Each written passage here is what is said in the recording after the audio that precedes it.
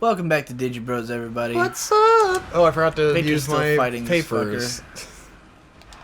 Ludwig Very clean. the Accursed. Ah, shit. Fuck me. At the end of the last episode, I was talking about people criticizing each other's play in video games, and I wanted to continue on the subject. You know, there was an extent of understandability. I watched a Let's Play of Jesse Wood playing Pony Island, which is like a puzzle game that's all like meta and shit. It seemed really obnoxious. Like, the tone of the game was really obnoxious from watching him play. But he also was, like, laughably, hilariously bad at the puzzles. Because it's the kind of thing where, like, awful. He got onto a screen, and I immediately understood how to solve it. I misinterpreted what he was doing. And then he spent, like... I guess it was really, like, mostly it was one puzzle that he was, like... That, like, he'd solved a few like it before, so he must have known the mechanics by now. Yeah. But, like, that one puzzle... And I get why. It's just that he was annoyed that it was there. Like, he was so annoyed at how the puzzles work that he just didn't want to solve it, you know? Yeah. And so he was just God. Fuck this. But it was like, dude, I understood the solution to this the second I saw it, you know? I'm dead, he's got me. Oh, nope. But, like, you know... The idea of then, like, leaving a comment on the video about it would just feel strange. Leaving comments about, like, I've gotten annoyed with Game Grumps playing Bloodborne on the DLC because, like, they're pretty bad. Yeah, and they don't pay attention, and it's like, you know, I've done it so many times that I know, and, like, even, like, first experiencing the game, I'm able to pay attention because I've done it before, or because I wasn't doing a show. Right. And so it's like, I understand why they're not doing it. It's frustrating to watch, but I'm not going to comment, oh, you guys suck. Right. Or criticize them when, like, I understand why they're not doing good. Comments are just a really weird phenomenon in general. And I don't, like, obviously I love comments. Holy shit! Fuck me! I love reading comments, and I love Digibros comments, but, like, the whole idea of the comment is really strange. Because, like, in no other medium other than the internet would it be considered normal, you know? Like, you don't watch a TV show and then there's a fucking call-in where you can call the actors and tell them how you thought they did on the show. True. You know? That is not a thing. Like, and it's fucking hilarious to me that people think that people feel so entitled to comments where they're like, oh, you just can't take criticism if you like don't take a negative comment. And it's like, when the fuck did my job description become take criticism? Yeah. Like, that is not part of what I do. That's they do not pre-screenings for films and things. Lots of pre-screenings to get people's comments. That's people literally asking for criticism. When you're literally asking for criticism. It's a huge difference. Like, there have been... Okay, there was a vlog I did that has never been released that I showed to all my friends and to you to ask you for criticism. Why? Because you're people I trust whose opinions matter to me. Yeah. And therefore, if you don't like it, then that matters. Random comment guy A, who not only does he have no context into what I'm trying to do, but I have no context into what he wants from me, telling me that I suck, not helpful at all, you know? And it's weird to me that it's so, like, ingrained into the culture of the internet that you should be open to criticism when, like, no other art form would be like that, you know? Like, the criticism for other art forms are in magazines or in, like, books, where it's not on the art, you know? Yes. Like, I said before, like, like, when I did that video on closing comments where I was like, you know, you don't watch a movie and then afterwards everyone in the audience gets up and says their comments on the movie and then they send them all to the fucking studio. That does not happen, you know, unless you're literally in a test audience where that's the point. So it's really strange to me, the whole culture of, like, commenting and criticism. And then for it to be on something as, like, inane as how you played the game, you know, like, Especially on a show I like died. this, where Fuck that's it. literally not the point. I was stuck on the side of its head. Like, no part of the advertising of this show is we play games well. Yeah. That is not how we advertise this show. In fact, if you look in the description of my videos when I link to this channel, I call it our gaming podcast show. Yes. It is not a Let's Play, necessarily. It's not us showing you how the game works or how the ideal way to play is. It's just the game is incidental to our conversation. Just watch an asshole play a game. Right. And suck at it. So, like, yeah. But then it's also funny because you legitimately feel bad about playing bad and apologize for it. It's because, especially with Bloodborne, man. I just feel like it's such a gamer thing, you know? I guess. To, like, care about how well you play. And it's, like, not something I feel at all. Yeah. You know, like, I've never felt, like, ashamed of my abilities. I'm a competitive person. I will warn people when I start up a video, like, I'll be like, hey, I'm gonna be shit at this, just so you know. You know, like the Resident Evil video, I was like, you know, I've only played this game once and it was 8 years ago. Don't expect me to be, like, great at this game, especially if I'm trying to talk over it. But, like, I don't know, it's bizarre to me. And again, like, it's not that I don't understand the emotions of feeling like someone's shit. It's just the then taking that in comment. The gall to comment, wow. I'm getting even worse progressively. And in fairness... Oh, my blood's not going anymore. To be completely honest... My blood is not born. I did tell Jesse that he was terrible at the puzzles. Yes. But that's also because he's my best friend, and it's not so much that I was leaving a comment as that I was talking to him about his content, you know? Yeah. I also thought Pony Island looked fucking annoying. That game looks like... Just like it's one of those, like Bloodborne... I mean, not Bloodborne. Undertale, like, narrowly managed to avoid being annoying to me with its, like, meta stuff. Yeah. Because, like, Flowey is a little annoying, but that's also his character. Yes. And he's just one character. And you also, like, you know, you meet Toriel at the same time, and she's, like, really nice and kind. And it doesn't feel like the game is just being an ass to you, you know? I think, like, after Portal... there was, like, this wave of games that try to be, like, snarky at the player, you know? Yeah, I'm not a fan of that ever. Yeah, and, like, Portal did it well because it was the first one, right. You know, so it wasn't something that was done a lot. But, like, it also, like, Portal was all about the twist in it, that, like, this computer program was criticizing you the whole time, and then it turns out it's actually, like, evil and trying to kill you, you know? And, like, there's more going on.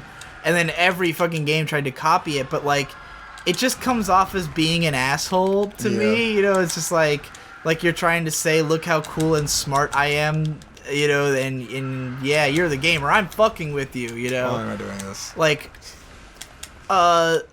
Flowey never felt like he was Toby Fox telling me how cool he was. Yeah. Flowey felt like he was a character in the game, and other characters were critical of him immediately. You know, like, the first time you meet Flowey, Toriel beats him back and is like, you know, that guy's an asshole and everything. What an asshole. And like, and, you know, and sort of, to spoil it, redeeming him is part of the, is how you win the game, you know? So, like,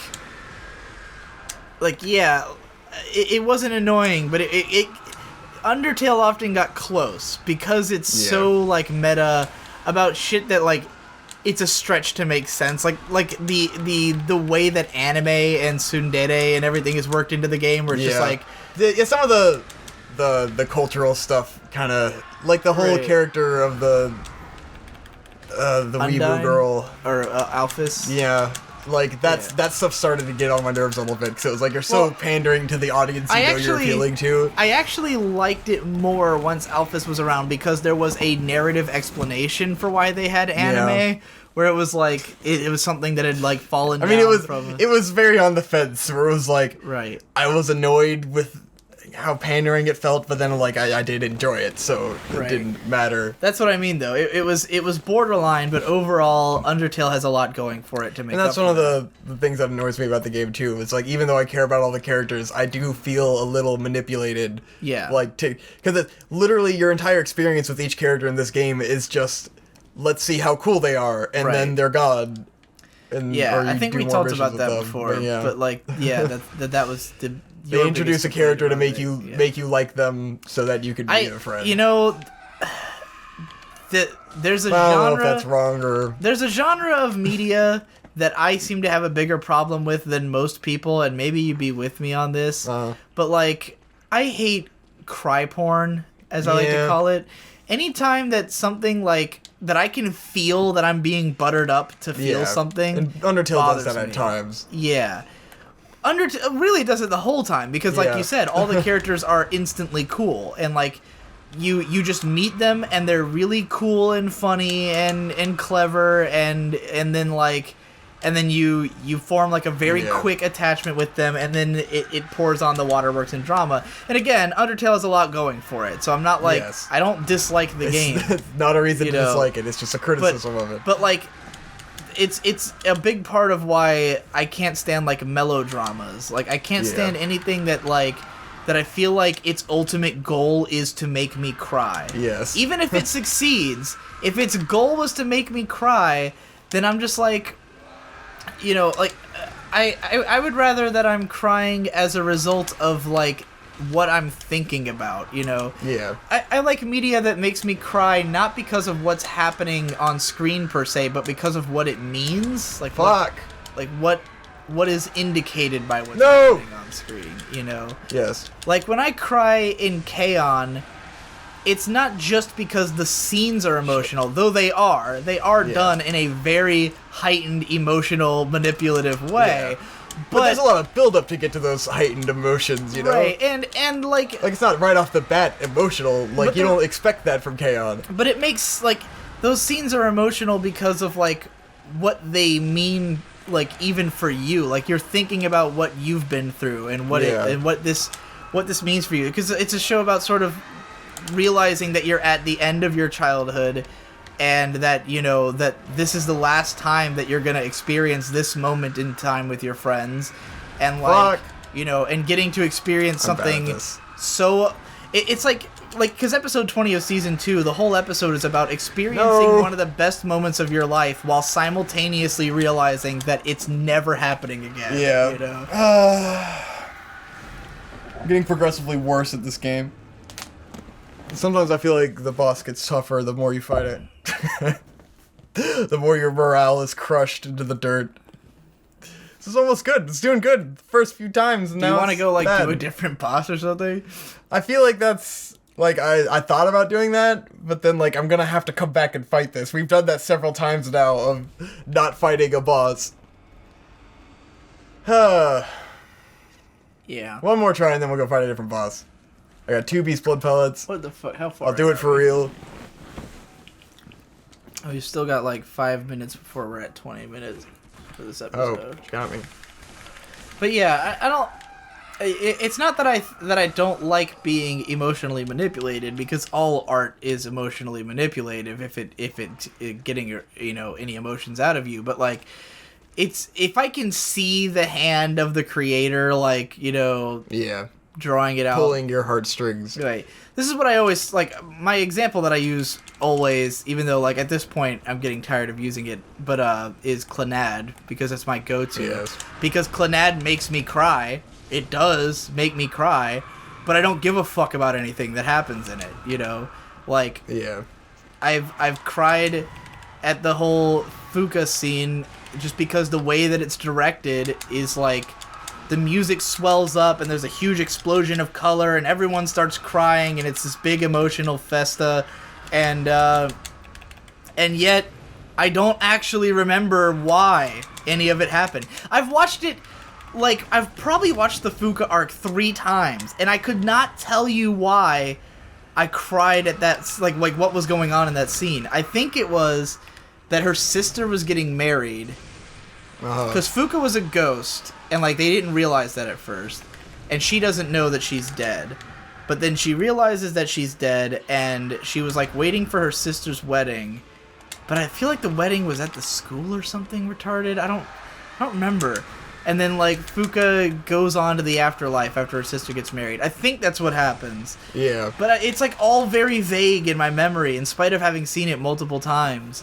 And like, Fuck you know, it.